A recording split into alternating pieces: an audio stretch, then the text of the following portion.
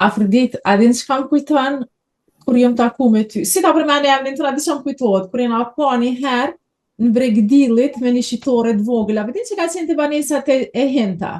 Po, Që aty të pata taku, ta fillu me banu në qatë pjesë. apo, Gjithë më kujtohet që ajo shitoria e vogël, edhe bani ti më kujtohet që ajo pjesë. sa kujtimi mirë. Shumë, a ke jetu edhe ti më Bregdillit, apo? Po, më Bregdillit e bani Zangjyrine që aty. Po. E që ajo interesant, vazhdo isha me ta tregu që detaj se kur ti kujton do njerëz të mesin kujtese dhe venet me që po, adin? Afrodita Krasni, që është një emër i njohur në diplomacinë publike dhe edukimin ndërkombëtar, e cila ka një rrugtim të jashtëzakonshëm nga Kosova në Amerikë, edhe anasjelltas në edukimin e brezave të rinj, krijimin e mundësive të rinjve përmes programeve, siç është ai Fulbright, është një program i jashtëzakonshëm dhe të i njohur që ju ka dhënë mundësi të rinjve të shkollohen dhe të edukohen në vendet më të zhvilluara, dhe shumë gjëra të tjera të cilat lidhen me përditshmërinë e saj. Sot kam kënaqësinë të diskutoj me Afroditën. Afrodita, mirë se ke ardhur dhe faleminderit shumë që ke pranuar me qenë sot pjesë e këtij episodi në My Podcast. Faleminderit shumë ty Mirvete, përshëndetje edhe një herë, edhe faleminderit për mundësinë, është kënaqësi me bisedu me ty, se po më duket se shku në Kosovë pak shkurtimisht, edhe pe bojmë këtë bisedë në Bregdillit dikon, kështu që është kënaqësi me qenë këtu. Bash mirë e the se nuk është me rëndësi çfarë veni je, po me rëndësi me kon ki komunikim, me kon ki lidhje e kështu. Ndihemi për në sikur me qenë afër dikon. Kështu që kjo ka qenë edhe një prej arsyeve që unë kom nis këtë projekt, se me qenë më afër njerëzve, si u mësua ashtu me qenë afër njerëzve dhe filloj me mungu. Shumë mirë. Një boshllëk. Afrodit, po nisim me atë se çfarë të frymëzoi ty me ardhur në Amerikë? Po, faleminderit shumë. Mirvete, po më pëlqen kjo ide që ke vazhdu profesionin tënë këtu në Amerikë, edhe çka më ka frymëzu mu me ardhur dhe me ndru komplet jetën time, të familjes time, është se unë kam punu qyshet se ke ma herët edhe diplomaci në ambasadën amerikane në Prishtinë 17 vite. Isha atje, kam qenë përgjegjëse për kulturë dhe arsim, programet shkëmbimit akademik kulturor. Edhe pas 17 vitesh, mua qeveria amerikane ma ofroi mundësinë që për shkak kontributit tim edhe punës të vazhdueshme për 17 vite, ma ofroi mundësinë qeveria amerikane, ambasada amerikane që të vi dhe të jetoj në Amerikë bashkë me familjen time. Kështu që ishte një ftesë, një nder shumë i madh për mua dhe familjen time, dhe sidomos pasi që lidhej me punën time, me kontributin tim, edhe pse unë kam thënë gjithmonë se kur nuk do ta lë Kosovën, edhe pse e kemi pas përvojën si refugjat ta lëm Kosovën në atë kohë, jemi detyruar me lanë 99-ën, edhe kur jemi kthy, domethënë kam thënë që kur ma nuk do ta lë. Mirë po, kur po bohen fëmijët, edhe fëmijët e mi ishin teenager në atë kohë, edhe unë e kisha atë pozitë në ambasadë që mund të jepsh mundësi të shkolloheshin fëmijët nga Kosova përveç fëmijëve të mi, se ishte konflikt interesi dhe nuk kishte mundësi që fëmijët e mi të gëzojnë këtë mundësi që të vinë spaku një semestër ose të shkollohen në Amerikë, kështu që atëherë unë isha mes një udhkryqi që atë bëj diçka që t'ju ofroj fëmijëve të mi këtë mundësi, pasi që vetë nuk e kam pas këtë mundësi të shkollohem jashtë, dhe gjithmonë kam dashur me u shkollu jashtë, edhe mandej vendimi na zgjati diku 6-7 muaj me burrin edhe me fëmijët, dhe përfundimisht vendosëm që ta provojmë fatin, pse jo, që të vim në Amerikë edhe të fillojmë jetën e re. Si kishe me përshkru krejt këtë rrugtim, Afrodit? Në vendim jo i lehtë, pavarësisht se tha edhe pse ke pas privilegje, për dallim prej shumë njerëzve tjerë që nuk kanë privilegje, veç nisën edhe nuk e din as çka i pret, po me siguri se i ka pas edhe sfidat e veta kjo iniciativë. Patjetër, është domethënë një sfidë vetvete që në një moshë të mesme, spari, të marrësh këtë vendim, edhe pse kishim krejt sa i përket dokumenteve, krejt në rregull dhe nuk rrezikonim as jetën as do të thonë krejt çka ishte që të marrim këtë vendim po ose jo. Mirë po, unë e përshkruaj këtë si një përvojë që kur t'japet një mundësi normal, nuk duhet thënë jo, s'pari. Gjithmonë ekziston rreziku se ne u dasht me lanë të dytë punën në Kosovë, edhe unë edhe burri, edhe fëmijët me lanë shoqërinë e vet, edhe ata ishin teenager në atë kohë, edhe u dasht, domethënë, me i lanë familjen, prindrit, që nuk ishte as pak e lehtë, domethënë që t'ua kthesh shpinën krejt ato që ke ndërtu në Kosovë. Mirë po, e kishim këtë vendim të qartë se dojmë të provojmë këtë mundësi, se kjo mundësi nuk t'japet çdo ditë. Edhe duke e ditë që të dytë jemi profesionist fushën tonë, e kishim atë besimin e plot që ne do të gjejmë punë, nuk do të shkoj shumë larg, do të gjejmë punë, sepse punën nuk e kishim të garantuar, ato statusin e kishim të garantuar, mirë po punën, vendbanimin, qëndrimin, krejt ato duhet me fillu prej fillimit, prej as, me fillu me u bo shtëpi për s'dyti.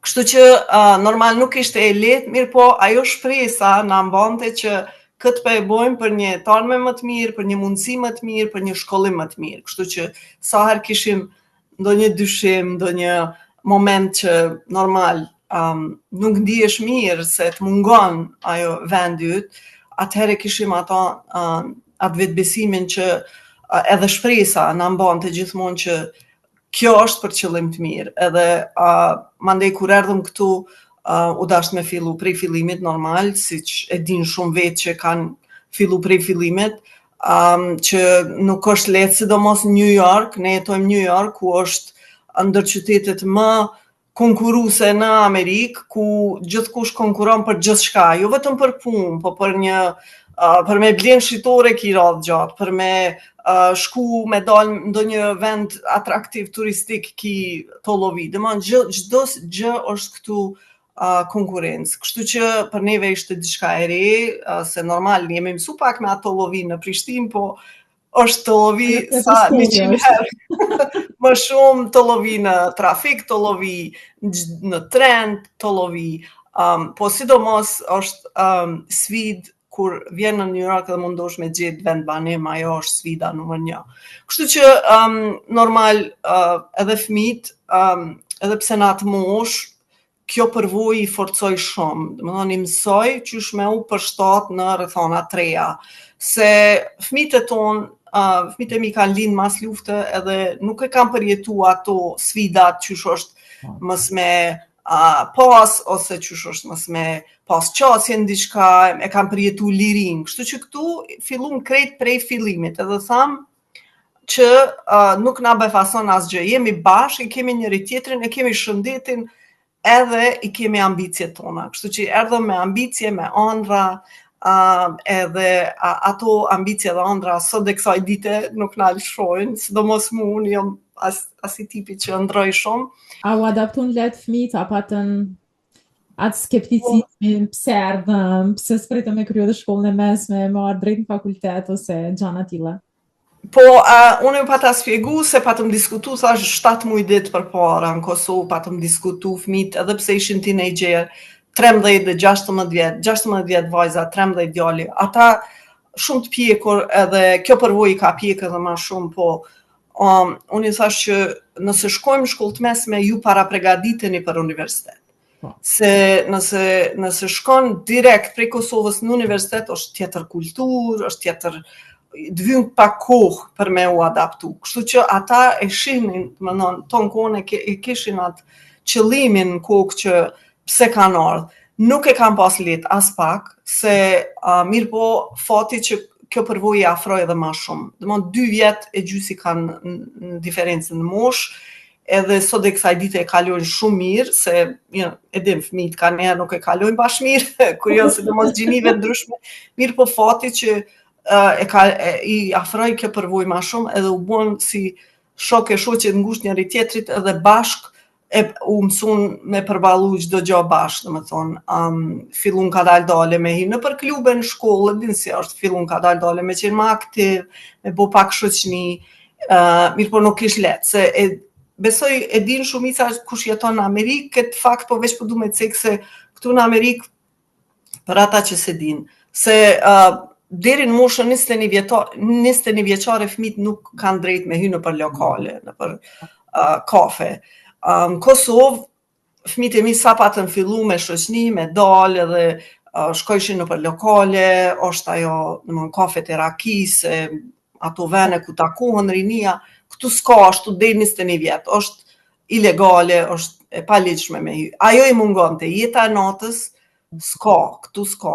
Edhe ajo ishte domon sfida kryesore, se ne jemi një kulturë faktikisht që edhe gjenerata tona, po edhe rinia që ashtu e mësu që ku mujnë me u socializu ma shumë është në për lokale, edhe ajo pjesë shumë i mungonte. Mirë po... Ka dhe përparësinë e vetë se kjo edhe na bën që me u integru ma let në për shoqni të ndryshme, se jemi njerëz ma të socializuar.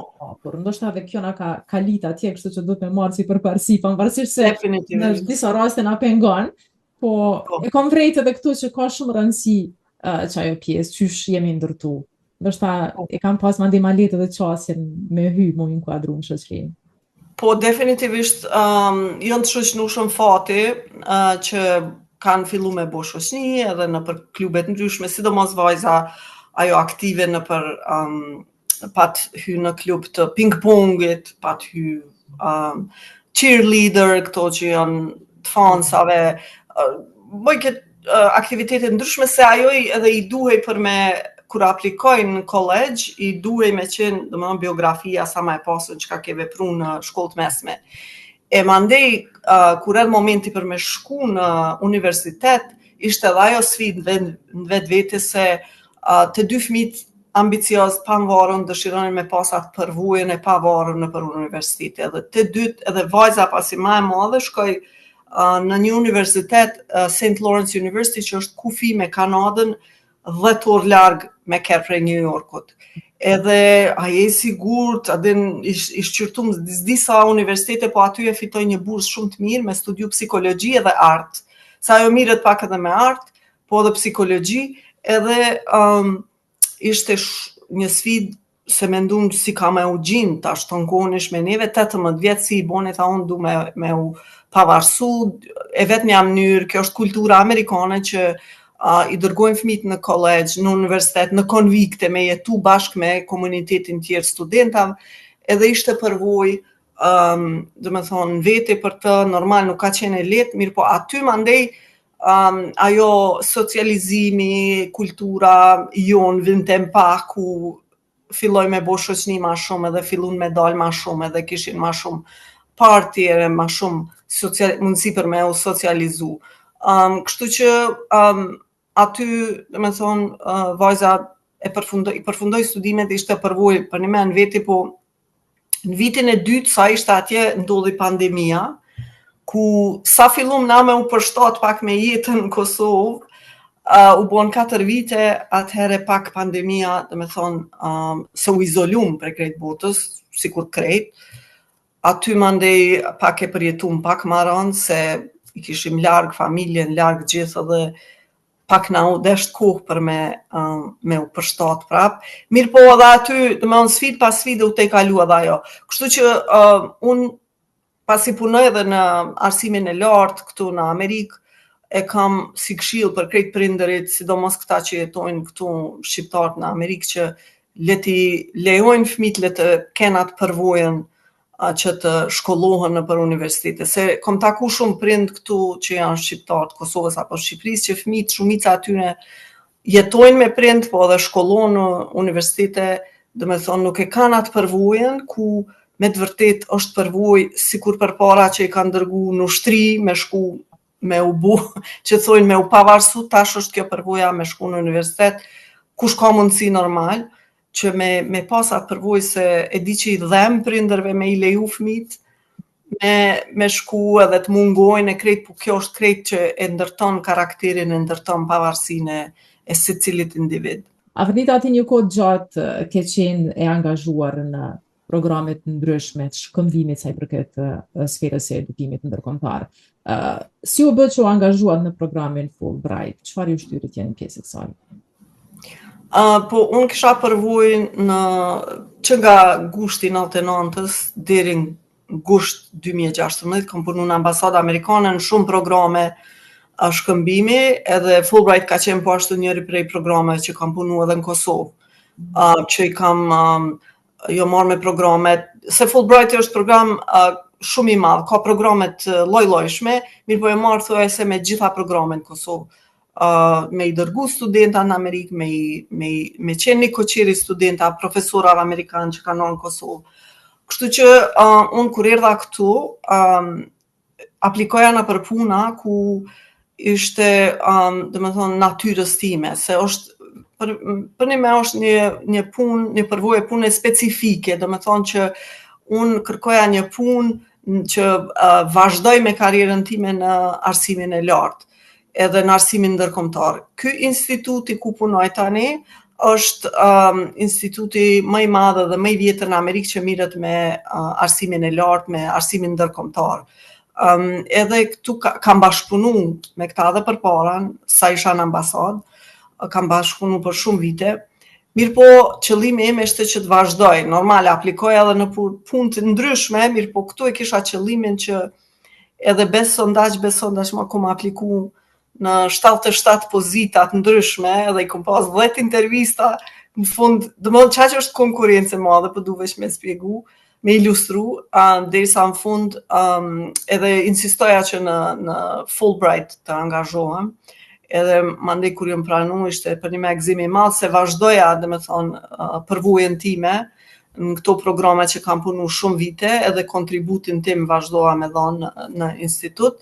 Tash bëhen 8 vite që jam në këtë punë, edhe jam përgjegjëse për programet që i zgjedhin profesor amerikan që dojnë me dhënë mësim në përbotë. E kryesisht punojnë në Evropë, normal, Kosovën e kam, Shqipërinë edhe shtetet e Evropës juglindore.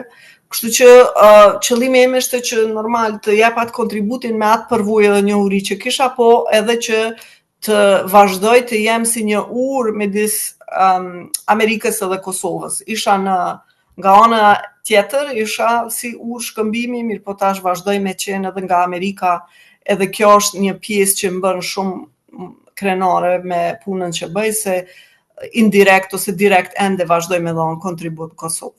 Ndoshta kjo forma e largësisë dhe idesë që akoma je ndërlidhur me çështjen e arsimit në Kosovë, e ke një këndvështrim ndryshe prej atyre që janë direkt involvuar. Po më intereson bashkë këndvështrimi yt në aspektin profesional, çfarë apo sa ka ndryshuar sistemi arsimor në Kosovë prej viteve paraprake, apo thënë më saktë, në ç'pozite kishe radhit ti sot fushën e arsimit në Kosovë? Po tash është, domethënë, do të një studim i thellë aty për me bo, mirë po nga këndvështrimi punës sime, edhe nga përvojat që i marr edhe rrëfimet që i marr nga këta Fulbright që shkojnë në Kosovë, kanë përvojë të jashtëzakonshme në Kosovë. Secili që shkon në Kosovë, secili amerikan që shkon në Kosovë, këtë përvojë edhe sa isha në ambasadë, se krejt amerikanët janë të impresionum me Kosovën përgjithësi, po edhe dashurinë që e kemi ndaj amerikanëve, edhe ato që shprehim me simbole, me flamuj, me statujat ndryshme.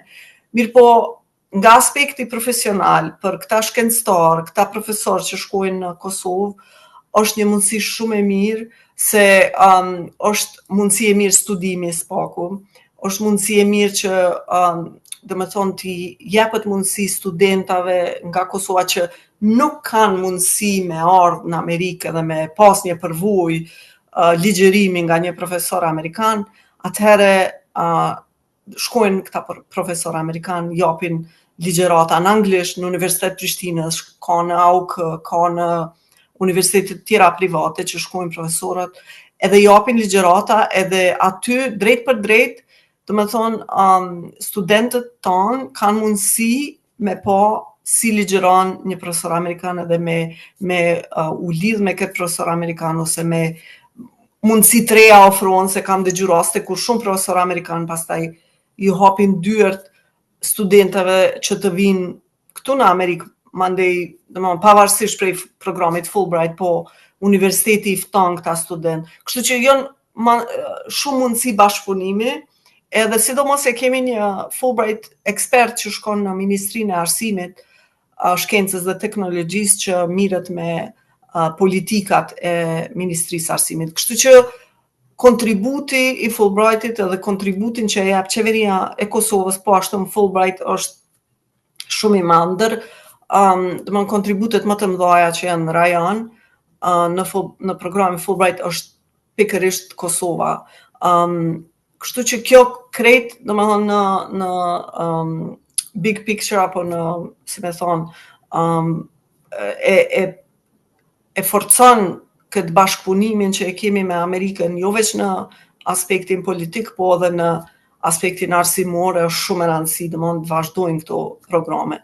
Kështu që jam e kënaqur me krejt se secili Fulbright kur kthehet këtu e bën një raport ose e përshkruan përvojën, ndër përvojat më të mira që i kanë pas, kanë qenë gjithmonë në Kosovë. Afrodita, po na i përmend disa prej historive të suksesit të studentëve kosovar që ke pas mundësi me ju ndihmu në kuadër të këtij projekti.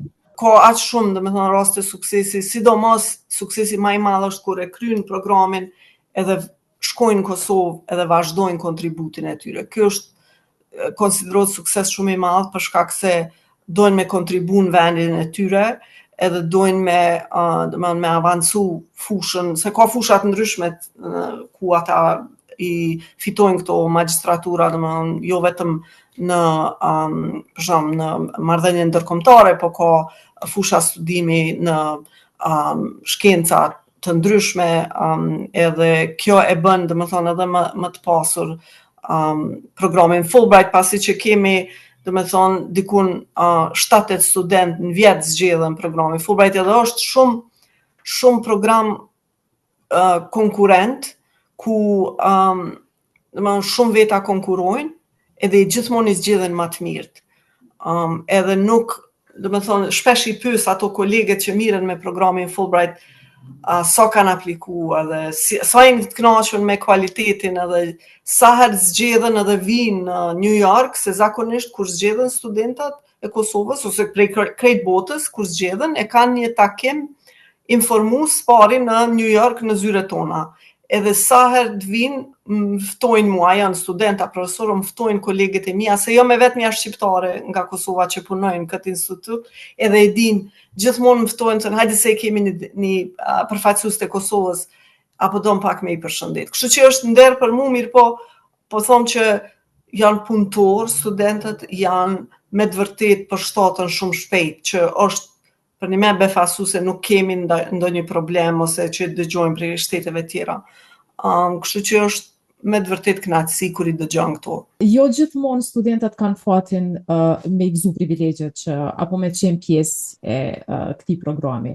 Në qoftë se dështojnë, çfarë i këshillon për herave të tjera? A ka mundësi që të riaplikojnë përsëri? Po patjetër mund të riaplikojnë. Edhe domethënë gjithmonë aplikimin vetvete është një përvojë. Edhe kur s'bën me u dorëzu, domethënë nëse herën e parë nuk zgjedhen, ka raste kur aplikojnë për dytë herë, pak prej përvojës të parë e përmirësojnë aplikimin edhe e forcojnë duke bisedu, do të me bisedu edhe me ata që kanë pas Fulbright përpara, i këshilloj me u lidh me ish bursist, i këshilloj me bisedu me profesorët tyre, i këshilloj domethënë krejt materialin që ka e përgatitin aplikacionin, me u konsultu me profesorët vet, me kolegë ose me shoqe, shok të fushave të veta ose jashtë fushave tyre, se kjo i ndihmon me.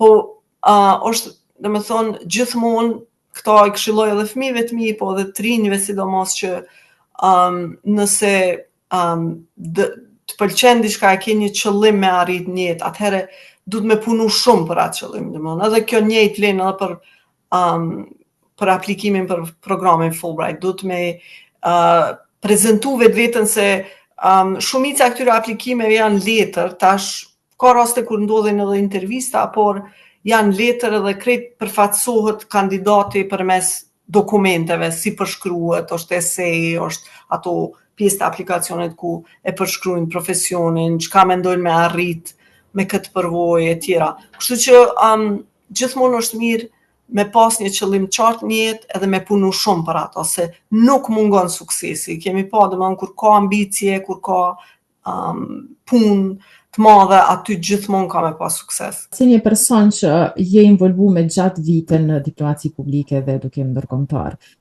përveç aftësive dhe shkaktësive tuaja, një rol të rëndësishëm ka edhe ruajtja e marrëdhënieve. Çfarë do të na këshilloje ti me këtë rast? Sa duhet jemi vigjilent në ruajtjen e marrëdhënieve, sidomos në çarqet diplomatike e aftësive? Po tash, kjo është pak varet edhe prej individit normal, po në përgjithësi e kemi pa, domethënë që diplomaci, sidomos puna në diplomaci, kërkon persona që kanë njohuri të gjithanshme, domethënë, edhe që e din kulturën e atij vendi, e din kulturën e vet spaku. Pikëspari e din kulturën e vet, kulturën e Kosovës, se është me rëndësi, domethënë kur përfaqëson shtetin tonë, që të dish çfarë po përfaqëson, i din vlerat që i përfaqëson.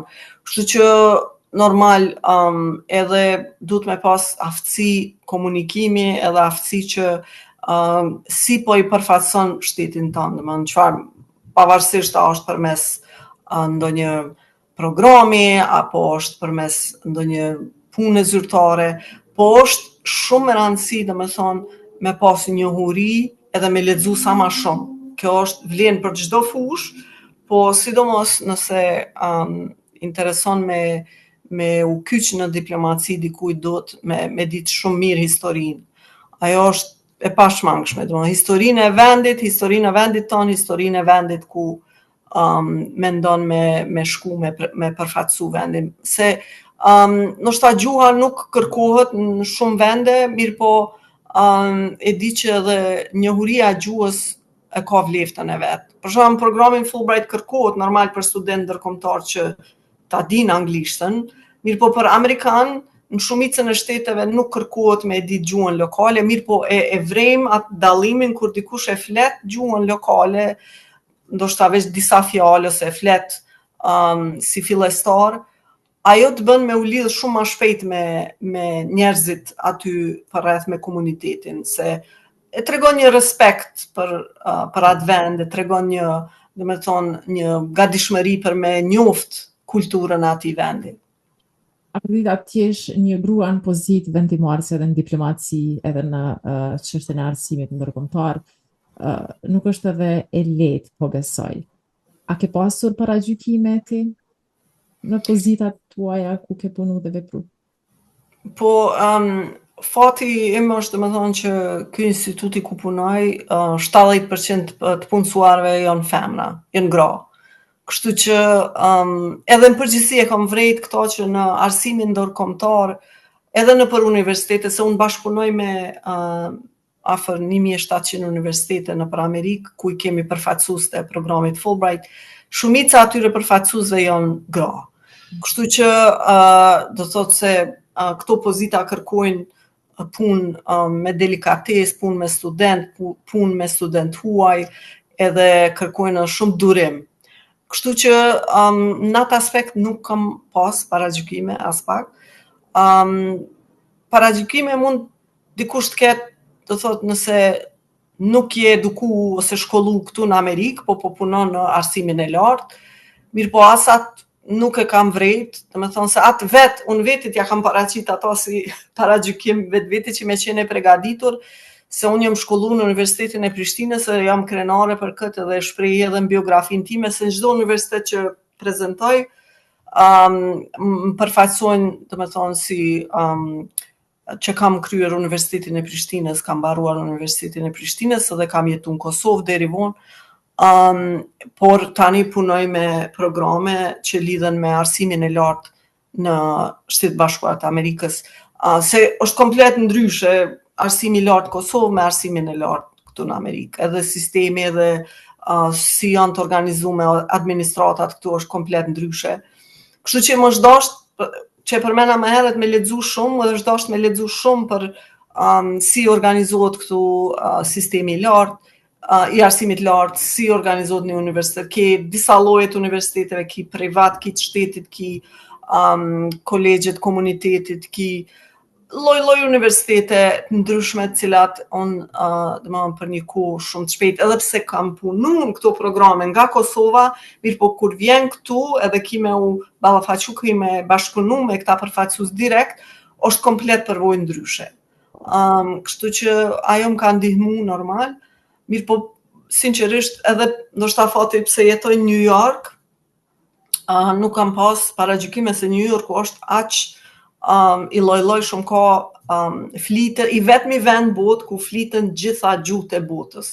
Është aq shumë ka diversitet të kombëve ndryshme, të përfaqësimeve ndryshme, kështu që është për një me si me konë në shpitane se këtu edhe komuniteti shqiptar është i fuqizuar shumë, shef lamu është shqiptar, edhe sa kur erdha pak vitin e kaluar, para një 6 muajve në Amerikë, shkova në New York. Edhe kur e pash një restoran, qa ka qëllu, shqip, që shumë funksionova, mu do se këtu, në Kaliforni ku jetoj, unë nuk ka, tepër pak, komunitet shqiptarëve, s'po flas për lokale, s'kom pa hiç. E atje e vrejshë qatë frymen, tu i pa dhe flamurat e Kosovës, edhe një shqiptar më tha, nuk i nevojme me shku kërkon botë, kur je New York, shtu e ki Kosovën, Francën, Italinë, Kinën, Japoninë, fanet e botës, komunitetet, kështu që gjithçka çka gjen. Me fat ata që janë aty, edhe pse edhe New York i ka sfidat e veta, duhet. Po qysh jo i ka, si çdo qytet i madh, mirë po unë sa të merr malli për Kosovë, shkoj në Bronx, se unë jetoj në Brooklyn. Edhe këtu ka shqiptar, po ma shumë janë të fokusuar shqiptarët e Shqipërisë, po në Bronx janë shqiptarët e Kosovës, edhe atje si që përmene që ka qëllu, du të me i tregu ati pronarit me qelë një në Los Angeles, që ka qëllu se besoj edhe atje kish me pas pun, edhe shkojmë shpesh në Bronx për me u qmal, me pini macchiato që shduhet në Prince Cafe.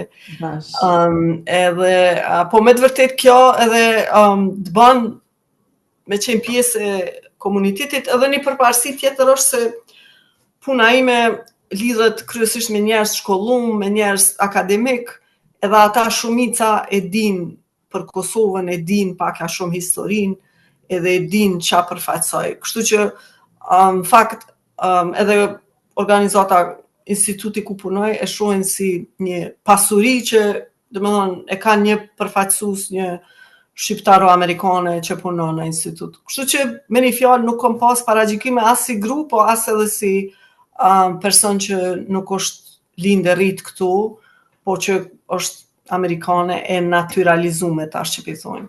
Po, sa mirë me ndëgju se mëtëm të ndëgju gratë u anku. Jo, përbes fati unë është organizata, është ashtu që... Jënë ma të shtypuna, jënë ma të shtypuna. Krejnë varet është çështje individuale dhe çështje ambicieve dhe kërkesave dhe qëllimeve që njeriu ka për jetë dhe ato çfarë don me. Pikërisht. Afrita, çfarë mesazhi do t'ju jep një vajzave të reja që dëshirojnë të ndërtojnë karrierë në shkëmbimin e diplomacisë ndërkombëtare? Po, spari, dhe me thonë, duhet me dasht kultura tjera, duhet me qenë të hapur, mendje hapur, e di tash interneti e bën e jep këtë mundësi, ne kur jemi shkollu, përpara, s'kemi pas qasje në informata sa shumë kanë qasje tash të rinjt, kështu që ka një përparësi që të njohin kulturat ndryshme edhe pa livrit prej vendit, prej shtëpisë. Mirë po, normal, për me punu në diplomaci, du të me qenë shumë mendje hapur, shumë tolerant, po edhe me punu shumë. Po ashtu, ata që interesojnë me punu në diplomaci, normal, du të me qenë të hapën për shumë udhëtime, se kjo punë kërkon shumë udhëtime edhe të përshtaten kulturat ndryshme.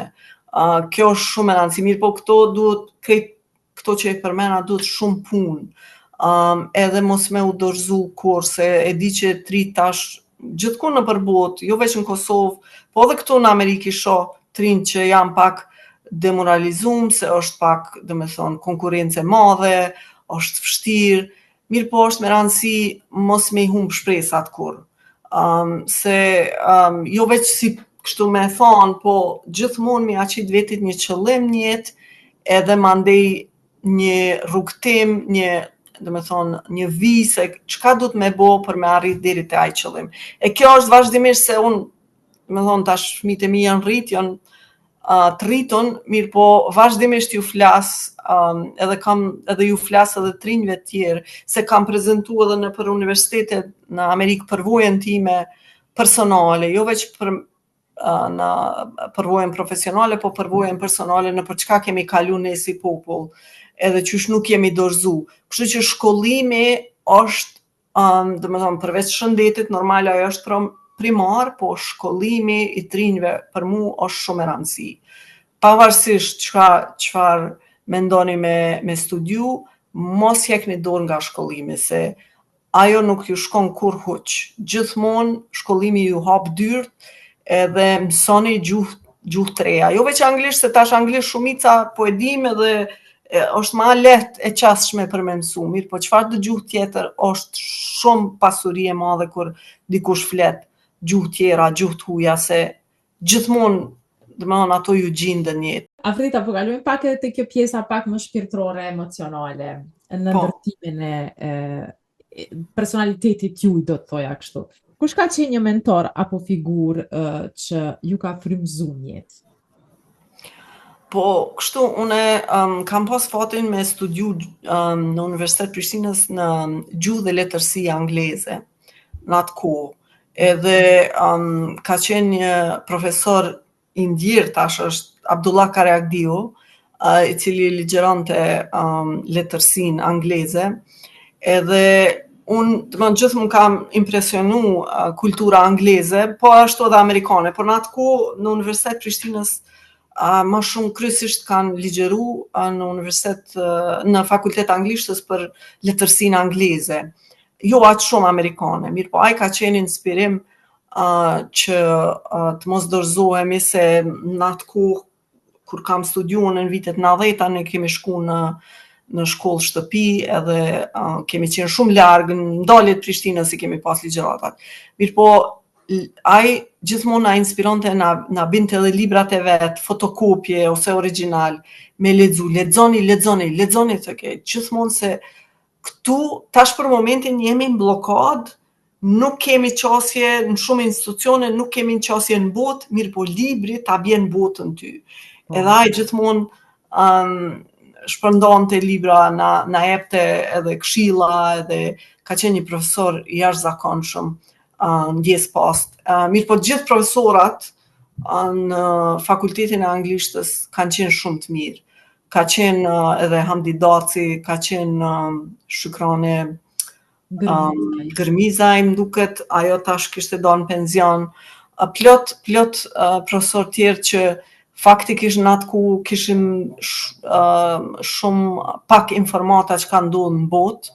Kishim normal në atë ku qasjen televizion pak, mirë po, ata dyqysh e kisha atë farë ndjenjën që na sollën botën aty, në ato dhomat në për bloka që uleshim me i ndëgju ligjeratat, dyqysh ata na dhanë një farë inspirimi, frymëzimi me ëndrru ma shumë. Interesant, Kosova ju në vogël, po ka qatë shumë gjana që mundemi me umbur edhe na kanë formësu si personalitet, na kanë hapur në shumicën e rasteve. Dita ditës shohim shembuj të ndryshëm se si prezantojnë Kosovën edhe si vinë shprehje dhe duken shumë interesant para botës. Kjo ndodh edhe me rrëfimet e luftës. Po patjetër, shumë mirë e the, ishte një përvojë jo e mirë po përvojë që të ndihmon me formu karakterin si person edhe me ja ditë vleftën jetës ma shumë, se unë kam prezentu disa herë në Universitetin Georgetown, një prezentim në bazë përvojës personale, thirret Kosova arsimi si rezistencë. Më thonë se unë kam viju shkollën e mesme vitin e fundit në shkolla shtëpi, pastaj studimet universitare në shkollë shtëpi, edhe kam dhënë mësim në shkollë të mesme gjuhën angleze në për shkolla shtëpi. Kështu që e kisha këtë përvojën edhe si student, po edhe si profesor, si domethënë ligjëruese, gjatë kësaj periudhe të viteve 90-ta, edhe në për protesta qysh kemi shku edhe qysh arsimi, domethënë studentat kanë qenë ata që e kanë bërë rezistencën e madhe para se me fillu lufta për me i kërku drejta tona. Kështu që kjo është diçka aq e panjohur për shumicën e studentave amerikan këtu, që përvoja ime, domethënë, na normal kanë kalu tash 26 vite që jemi në liri edhe nuk i harrojmë ato përvoja. Mirë po është mirë, jo veç studentave amerikanë, po unë them që duhet edhe studentave tonë në Kosovë, se e di që përmendet lufta e Kosovës në për libra e historisë në për shkolla fillore të mesme. Mirë po ka shumë ngjarje se fëmijët e mi 2 kanë kryer shkollën fillore në Kosovë. Edhe shpesh herë kur bisedojmë për luftën në Kosovë, domethënë unë kam qenë ajo dhe burri im për jetimet tona dhe përvojën tonë që e kemi nda me ata që ka qenë për ta hera parë që kanë dëgju. Edhe mandej kjo mban me pyet sa po informojmë na vet studentat tonë për në çka kemi kalu. E kështu që për me ja ditë më shumë vleftën jetës, po edhe mos mi marrë disa gjana si të mirëqena, se për një me ka qenë një periudhë shumë e vështirë për popullin tonë, po falë krejt aty në sakrifica normal, mandej tash shoqërijetojmë liri. Kjo përvojë nuk bën me u harru edhe duhet me u nda sa më shumë.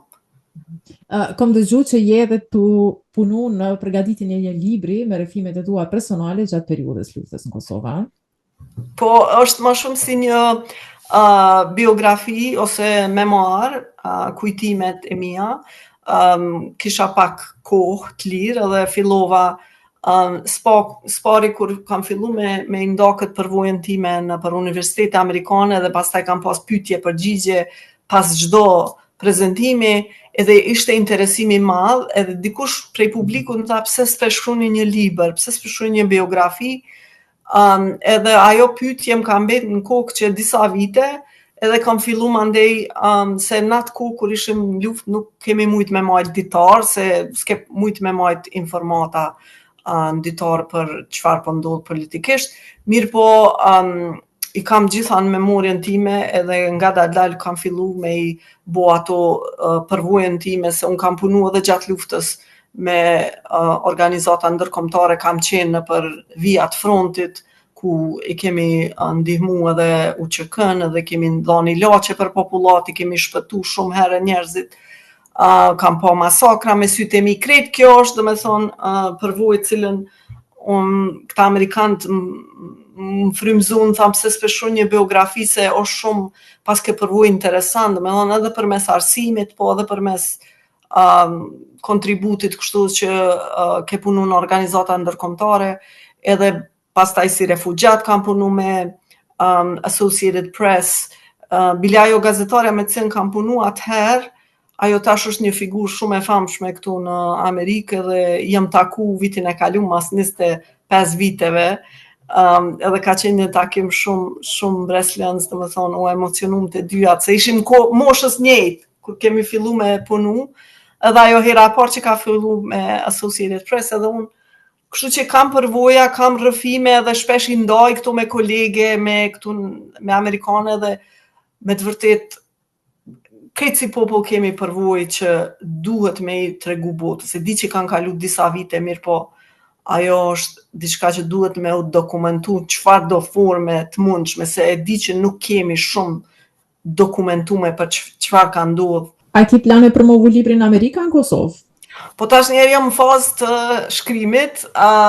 Librin jam duke shkruar anglisht, për shkak se komendu që audienca kryesore për këtë libër do t'jetë këtu në Amerikë, mirë po normal, unë edhe vetë jam marrë me përkthime letrare, kështu që e përkthej mandej edhe shqip, se është me rëndësi me pas, është kështu si rrëfim i vetën e parë, domethënë për krejt çka kom kalu, tash jam duke debatu ku me fillu përvojën, a me fillu nga lufta, apo nga shkolla mesme, apo nga se kam gjitha rrëfime, tash veç duna me mbledh materialin, fotografi kam shumë po ashtu edhe referenca po më vynë për ngjarje të ndryshme historike, cilat unë kam qenë aty, mirë po duhet për çdo ngjarje me pas fakte dhe referencë.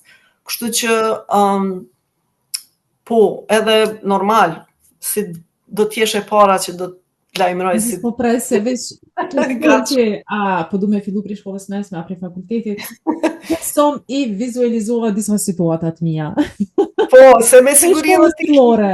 I vizualizova, besom, interesant. Se krejt kemi rrëfime, krejt, po dyqysh jeta na ka mas lufte me njerë fillum, jo dikush u martu, jo dikush krijoi familje, jo dikush filloi punë tjetër, edhe nuk kem të interesu me u marrë me ato ngjarje i lam rrapa shpinës, mirë po në mosh kur po vjen një ku, po ki qef me i kujtu disa gjana, me po pse jam kështu si jam. Do me thonë, qka më ka shti me u bo kështu si jam? Personalisht ti e ki qatë komoditet, se tash në aspektin profesional jenë pozitë shumë të mirë.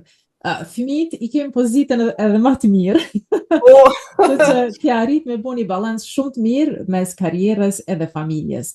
A vërdit kisha dashur posaçërisht nga ty me nda një moment veçantë që kujton si nën, që ju ka bërë ndjeni krenar mes këtij balansit mirë që keni bu mes karrierës dhe familjes. Faleminderit shumë për këto fjalë të mira, më skuqe edhe pse unë e flok të kuqe, krejt të kuqe. Po, fëmijët e mi shumë kanë bu krenar në çdo udhtim, në çdo pjesë, dhe me thonë, prej fillimit deri tash, se edhe kur kanë qenë teenager, nuk kanë qenë teenager shumë të vështirë, se në kohën kur ishin teenager, erdhëm këtu edhe nuk kishin atë komoditetin me u lazdru shumë. Po, me nda përvojën kulminante ka qenë kur vajza diplomoj, para 3 viteve ka diplomu në Universitetin St. Lawrence University, me diplom është bachelor në shkenca në psikologji, edhe mandej shumë shpejt filloj punën, edhe ajo e ka një punë të mirë tash që punon. Po ashtu, ka viju një farë mënyre atë çka punoj unë, mirë po ajo mirët me një fondacion që i ndihmojnë studentët për bursa. Ajo mirët kryesisht me student amerikan. Edhe tash këtë vit, para një muaji, kur diplomoj edhe djali në Universitet Bard College, në shkenca në biologji, edhe këto ishin ngjarjet kryesore, krejt që kompletun, e arsetun këtë sakrificë tonën që kemi ardhë këtu në Amerikë dhe ju thash një ditë qëllimin kryesor pse kemi ardhë e arritëm, tash lirisht muj me shku në shtëpi, me u kthy se kjo ka qenë qëllimin dhe kryesor. Edhe kjo u arrit, edhe tash muj me shku në shtëpi, edhe me najt rahat mirë, po jo, tash ne vazhdojmë, burjem punon si arkitekt, po ashtu kemi pas fatin që dytë jemi i kyqim profesione tonat, edhe kemi vazhdu punët këtu. Cila kish me qenë këshilla më e mirë, sidomos në raport me fëmijët në kohën e adoleshencës? Ndoshta ti ke pas fatin se i ke pru me një vend edhe nuk kam pas kohë që thedhe vetë me u lazru dhe me marrë me ato hormonet e tyre të famshme, që din me qenë të çmendura, por në shumicën e rasteve nanat, sidomos në periudhën e adoleshencës, nuk e kanë lehtë me e kaluat sfidë që përjetojnë me fëmijët, paralelisht kur kanë edhe punën e kanë profesionin që normal ndërprejnë e kështu me radhë. Po, shumë pyetje me ven, edhe normal se cili fëmijë dallon prej tjetrit. Unë dy i kam edhe janë ndryshe. Mirë po, çfarë do temperamenti me pas, çfarë do me thonë interesa me pas fëmijët. Ata janë fëmijë edhe duhet me i dashtë. E di që na që punojmë, nana që punojmë, e kemi atë kohë të limitume sa kemi kohë me i dashtë. Mirë po, me kalu kohë sa ma shumë me ta kohë kualitative. Di se tash me këto telefona, me internete, me lojna për djeme, me interesa, shoqni, fëmijët edhe vetë po kanë interesim dhe me thonë me kalu kohë shumë me prind. Mirë po, unë gjithmonë edhe kur kam punu në ambasadë, kisha dhe ngjarje kulturore të ndryshme që organizoja në mramje, shumë shpesh i ka marrë fëmijët me veti, se e disha që bile që aty vinë me mu, du të me gjetë një interesimi ku me kalu kohë me ta, çfarë do qoftë ajo, do me thonë, me kalu kohë me fëmijë, se është shumë kohë e vlefshme. Unë tash janë rritë fëmijë që, do me thonë, vajzave që është pavarësu, ajo jeton vetë, se është kultura amerikane dhe duhet, po koha, që një herë njavë si shihemi, ose 2 herë njavë dhe folim çdo ditë, është me rëndësi koha kvalitative, që jo veç me kalu kohë me thonë hajtë edhe mos me i ndëgju fort se cili ka ato dëshirat, ëndrat e veta dhe problemet e veta ndoshta që duhet si prind me qenë mbështetja kryesore. Mirë po na e harrojmë këto se thom hajtë se edhe na e kemi kalu këtë fazë, po na jemi rrit pak si ndryshe normal, po tash e shoh që krejt ai durim, ajo dashni, ajo mirë kuptim shpaguhet, se e kalojnë atë fazë, është kaluese faza e adoleshencës, teenager, mirë po mos harroni me i dasht, me i mirë kuptu se ajo ju mbetet. Nëse do të mund të ktheheshit dhe të jep vetes një këshill në moshën 20 vjeçare, cila do të ishte ajo? Kisha pas qef me mësu edhe një gjuhë tjetër, normal na e flasim gjuhën shqipe, anglisht, prej zorit e kemi pas mësu edhe gjuhën sërbe, po shumë kisha pas qef me pas ditë edhe një gjuhë frenge ose spanjolle, se tash po mundohem, po nuk është truni i freskët si 20 vjeç, po normal, edhe na kemi pas mundësi të pakta me udhëtu, gjithëm qysh, edhe se tash udhtoj shumë me punë, edhe e kam atë mundësi, gati krejt Amerikën kam qenë, po ato që rrethanat në atë ku nuk na lejonin me udhtu shumë, po ato e kam peng, domethënë qysh në rini ma shumë s'kam pas mundësi me udhtu, se veç ashtu e nje botën ma mirë, ai librat i lexon ti është tjetër përjetim, po kur shkon në për udhtime është ndryshe. Definitivisht ndryshe kur sheh edhe atakohesh me kultura, me njerëz të ndryshëm, me ushqim ndryshëm, me arkitekturë ndryshe, krejt këto janë përvoja që mbesin gjatë edhe mëson prej tyne. Afër vitun shumë pata kënaqësi që bisedova me ty, ma dha një ndjesi shumë të mirë, edhe po të falenderoj shumë për kohën që këndoa me neve, se time is money. Ishte kënaqësi, mu duk se prapë si që ceka në fillim që shkum bashkë në Prishtinë pe pim ka një kafe dikon në qendër, edhe po bisedojmë për jetën. Faleminderit shumë, edhe shumë suksese për ty edhe për njerëzit tu të dashur. Faleminderit e dashur shumë, gjithashtu suksese, shëndet.